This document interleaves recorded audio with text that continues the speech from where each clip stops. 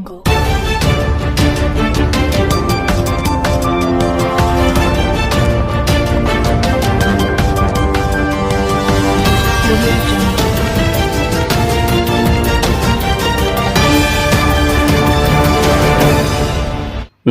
મિત્રો, હવામાન ગુજરાત યુટ્યુબ ચેનલમાં આપ સૌ મિત્રોનું સ્વાગત છે। આજે તારીખ 13 જુલાઈ 2023 આજના મહત્વના હવામાન સમાચાર જાણીશું। ગુજરાતમાં હજુ 2 દિવસ માટે કેટલાક વિસ્તારોમાં ભારે વરસાદની આગાહી કરવામાં આવી છે।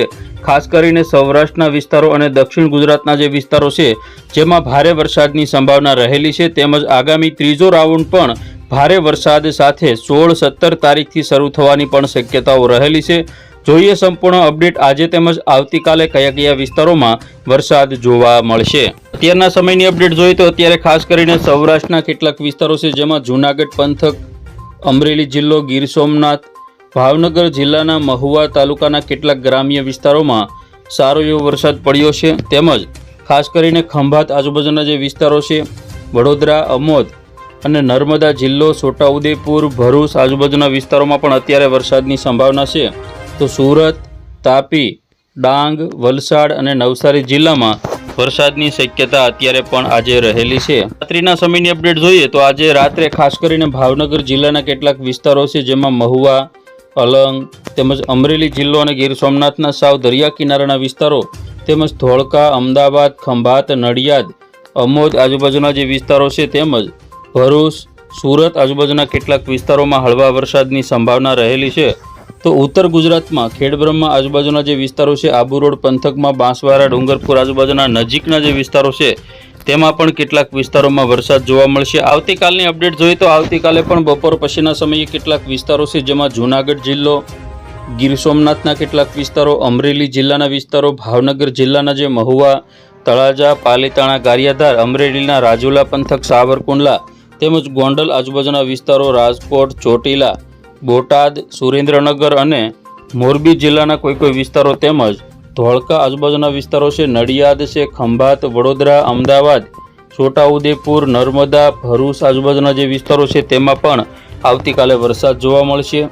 તો સુરત, તાપી, વલસાડ, નવસારી અને ડાંગ આ બધા જે વિસ્તારો છે તેમાં પણ હજુ ભારે વરસાદની સંભાવના આવતીકાલે રહેલી છે।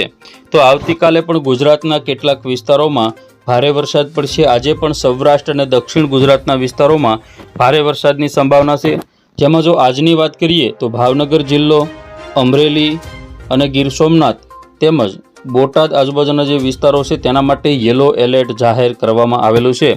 તો દક્ષિણ ગુજરાતના જે વિસ્તારો છે તેની વાત કરીએ તો વડોદરા, નર્મદા, ભરૂચ, સુરત, તાપી, વલસાડ, નવસારી અને ડાંગ આટલા જિલ્લાઓ માટે આજે પણ યલો એલર્ટ જાહેર કરવામાં આવેલું છે। આવતીકાલની જો વાત કરવામાં આવે તો ભાવનગર, અમરેલી અને ગીર સોમનાથ જિલ્લો તેમજ સુરત આજુબાજુના વિસ્તારો, ભરૂચ, વડોદરા, નર્મદા, તાપી આ બધા વિસ્તારોમાં પણ યલો એલર્ટ જાહેર કરવામાં આવેલું છે। તો હજુ આવતીકાલે પણ ગુજરાતના કેટલાક વિસ્તારોમાં ભારે વરસાદની સંભાવના રહેલી છે। 15 તારીખની વાત કરીએ તો 15 તારીખમાં પણ ભાવનગર જિલ્લો અને અમરેલી જિલ્લાના કેટલાક વિસ્તારો તેમજ વડોદરા, ભરૂચ, નર્મદા આજુબાજુના વિસ્તારો અને મધ્ય ગુજરાતના કોઈ વિસ્તારોમાં વરસાદની એક્ટિવિટી જોવા મળશે।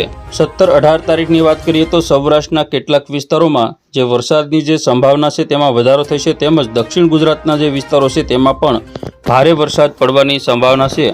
ઉત્તર પ્રદેશના દક્ષિણ ભાગની અંદર લો પ્રેશર સિસ્ટમ જે સક્રિય થવાની છે જેના કારણે ગુજરાત ઉપર ભારે વરસાદની સંભાવના રહેલી છે, તેમજ આગામી સમયની અંદર બંગાળની ખાડીમાં પણ એક સૌથી મોટી સિસ્ટમ બનવાની છે જેના કારણે ગુજરાત સહિત જે રાજ્યો છે તેની અંદર ભારેથી અતિ ભારે વરસાદ વરસી શકે છે। તો હવે જોઈએ આપણે આગામી 10 દિવસમાં કયા વિસ્તારમાં સૌથી વધુ વરસાદ પડશે।